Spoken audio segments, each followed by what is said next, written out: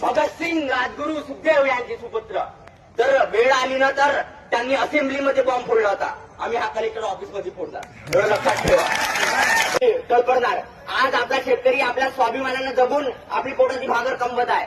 जर आपण अशी परिस्थिती नाही जर ठेवली ना तर त्यांनी अधिग्रहित केली आपली जमीन तर सांगतोय मी ते कंपन्या बनणार. JSW कंपनी येणार, नाना नाना प्रकारच्या स्टील कंपन्या येणार आणि तिथं आमच्या महिला आहे जाऊन तिथे काम करतील, आमच्या आया बहिणी काम करतील आणि तो जड काम 8 घंटे नाही 10 घंटे करून घेतील. तर मग तुम्ही करू शकाल का?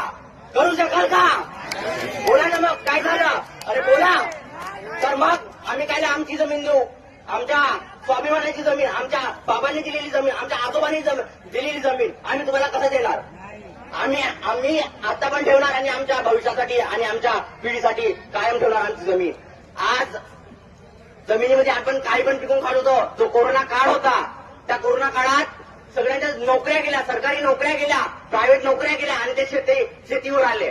अरे शेतकरी अर्थव्यवस्था चालवला. एवढी मोठी गोष्ट कोणी करू शकलं का? सगळे शेतकऱ्यांची अर्थव्यवस्था निष्कळीत झाली. पण एकच देश होता तो भारत देश, त्याची अर्थव्यवस्था कायम राहिली. काहून? ते म्हणजे आपल्या शेतकऱ्यांमुळे. तर मग आम्ही आमची शेती का देणार? तुम्ही आम्हाला जबरी करून आमची शेती हडपवण्याचं कार्य गटरस्त आहे तुम्ही.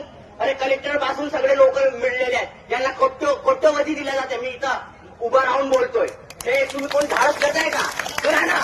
आम्ही भगतसिंग, राजगुरू, सुखदेव यांचे सुपुत्र.